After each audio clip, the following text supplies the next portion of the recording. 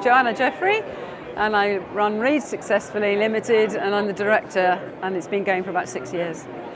We're here at the Language Show. It's the first time we've been here, and the reason we're here is because we've got an exciting new product which develops vocabulary. So we're here to show people how we can learn to read with phonics, but use vocabulary extension as well. The games themselves are proving to be hugely successful because children are learning to read and laugh and socialise with each other, which is fabulous. But I want to take it a step further, and I've brought out some new games. Some of them are games to speed reading processing, because the faster you read, the better it is, because then you are fluent readers. But I'm here at the Language Show to demonstrate my new games, which is the vocabulary games. It's the same structure, but it's just giving it more breadth and more learning styles and needs are being addressed. The main TRUGS games don't use any pictures because we want to learn to decode. So if you want to read a word like dog, you're sounding out the letters left to right, sounding and blending. Dog.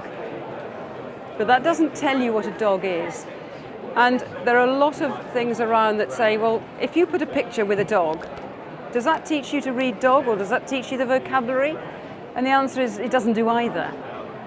So I have pondered for quite a long time on how can I make a game that follows the phonics structure whilst developing vocabulary skills.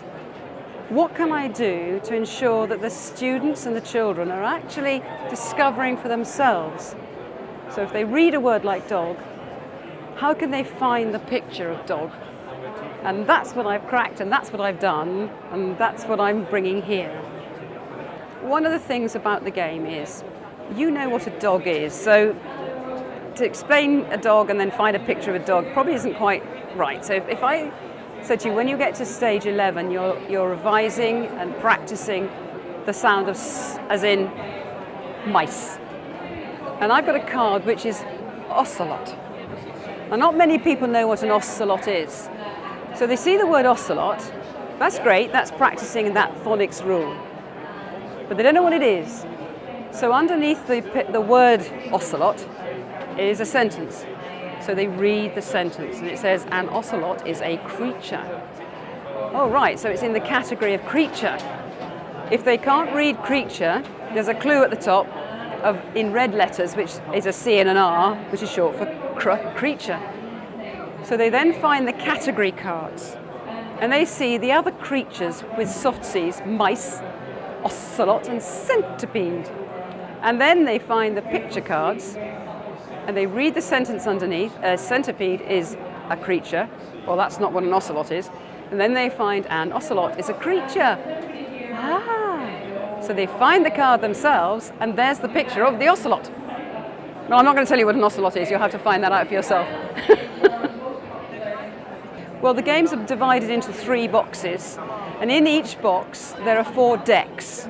A deck being a TRUGS stage, and each of those decks has 5 different card games to play, and those card games obviously are looking at the vocabulary and the reading skills. Game 1, you're looking at the pictures and finding the categories. Game 2, you're looking at the words, reading the words, matching with the categories. Game 3 is Pelmanism, or some people call it pairs, when they're pairing up the picture with the word, so it's progressive, the game. The 4th game is like Happy Families, where you're shuffling a pack and you're then choosing and getting together the whole category together in one lump, and then you're the winner. And the 5th game is Crazy, because you can have up to 8 people playing in one deck, and, well, I can't explain it, it's just good fun. And they laugh and they rock and they're learning and they're enjoying learning, they're learning to read, and they're developing their vocabulary themselves. If you like what you've heard, visit my website to find out more.